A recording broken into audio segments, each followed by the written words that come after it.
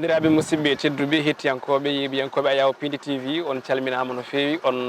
beltanama kadi no hannirta ni eɗen gandi gonɗen ko e nder lewru korka no eɗen gandi ko lewru teddugal lewru yurmede ummorade jomiraɗo joom baɗe bawɗe tene kadi ko lewru dewal Allah neɗɗo noon haade makko rewde Allah alay saago anda jomiraɗo joom baɗe bawɗe haadema julde alay saago ganda gueɗe juulu hande noon eɗen joddiɗo henne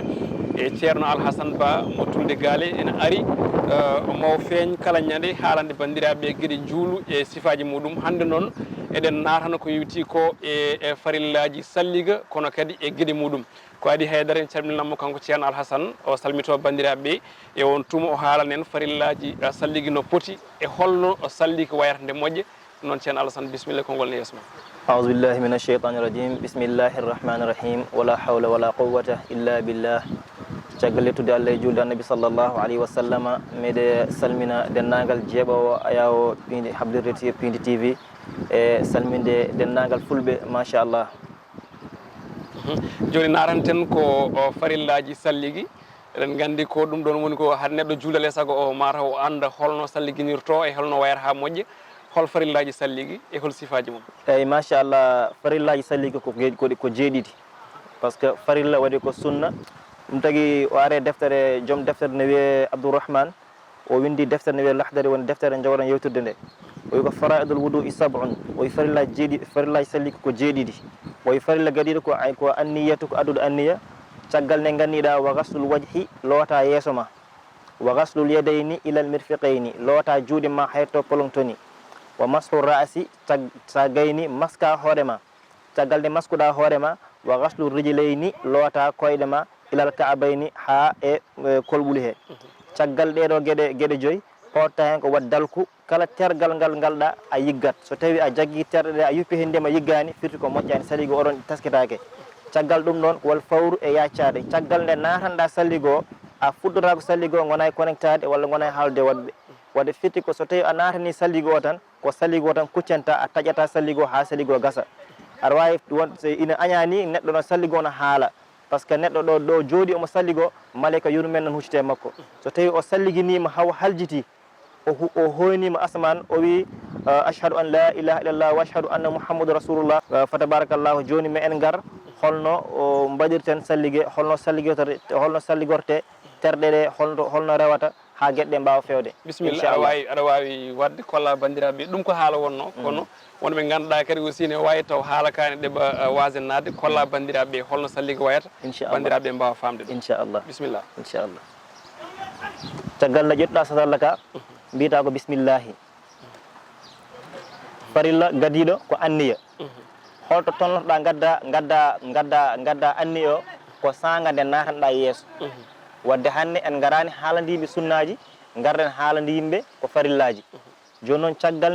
nde mbaɗɗa gueɗe ɗe ha garɗa yeeso oɗon gaddata anniya wonde mbeɗa salligo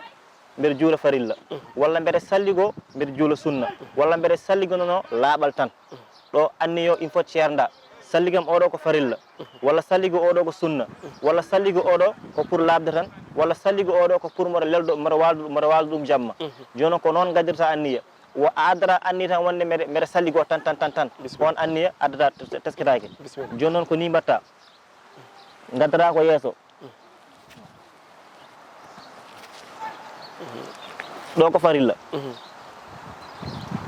sa gayni yeeso a waɗi yeeso laabi tati eyyi a waɗi ha timmi laabi tati ko farilla wadde caggal anniya a naati yeeso a dañi farillaji ɗiɗi sa gayni gartata ko e junggo ñaamo eyyi junggo ñaamo sa addi junggo ñaamo ngo jigga en kalini yiggude nde ko farilla mbaɗa ha wona laabi tati so tawi a waɗi lawol gotol junggo ngol leppi ɗi gotol ngol ne yona sa gayni ha hande ko farilla goto faya junggo nano sa fawi junggo nano jigga mbaɗa ha wona laabi tati sa gayni ƴetta junggo ma ɗo mbaɗa ni hoore lotitake maskete ƴetta ɗo gadda ha caggal so tawi ko debbo walla neɗɗo mo ganduɗa ko neɗɗo sukundu makko ha juuti o jaggat sukundu ha ɗo foof so tawi o fawtoyi hen noon ɗum ɗon wona farilla ko sunna wadde ko nawde gotol nde ko ɗum ɗo woni farilla moƴƴi so tawi hoore nde ko sukkunde walla ko moriɗo teska ko yo yuppe hen ndiyam ha leppa so gayni o ara e koyngal ñaamal o loota koyngal kañum lootete lootete yaada yiggude eyyi yaada yiggude lootete yaada yiggude ne jiggatande ko farilla so tawi a ara koyngal a waɗi ni a yiggani timmani so ara yeeso a yuppe hen ndiyam a yiggani timmani wadde la budde jigga ko jiggata ɗo ko farilla joni noon koyngal lotta ko ha ara ɗo polongtoni ɗo holɓundu eyyi ha holɓundu eyyi jigga ɗum ha laaɓa ina jogui hen yimɓe ganduɗa koyɗe mabɓe ina ceeko caggal wadde ɓen so tawi gari ɗo ɓe juppat hen ndiyam ɓe jigga eyyi ɓe jigga ɗo ha ndiyam ɗam wawa yettiyade nder mana peeci gonɗe e koyɗe ɗi so gayni o ara e koyngal nanal o yuppa hen ndiyam wadde terɗe ɗe limtuɗen ɗo ɗe foof koɗe farilla o jigga so gayni o jigga hakkude peɗeli ɗi o jigga hakkude peɗeli ɗi o jigga hakkude peɗeli ɗi ha peɗeli ɗi laaɓa ni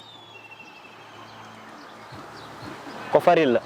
caggal noon nde o salligini haw haljiti joni noon to ina yiiɗa o jooɗo e nokku laaɓɗo ina yiiɗa e makko huccude funnague o wi ashhadu an la ilaha illallah wa ashhadu anna muhammadu rasulullah allahumma ij'alni min at-tawwabina wa ij'alni min al-mutatahhirina ɗum ɗo wona farilla ngol konngol wona farilla so tawi o wini salligi makko timmi so tawi omo wawi so tawi o salligini ha timmi o wiyani ni salligi makko hatta moƴƴi machallah a jarama seydi Ba noon Alhassane Ba no mbiɗen ni tan so Allahu lamɗo jaaɓi e nder lewru korka ndu maw addan yimɓeɓe e gueɗe gonka ko moƴƴinta juulu e gueɗe mbaɗe noon so Allahu lamɗo jaaɓi noon a jarama Pindi TV salminima weltanima machallah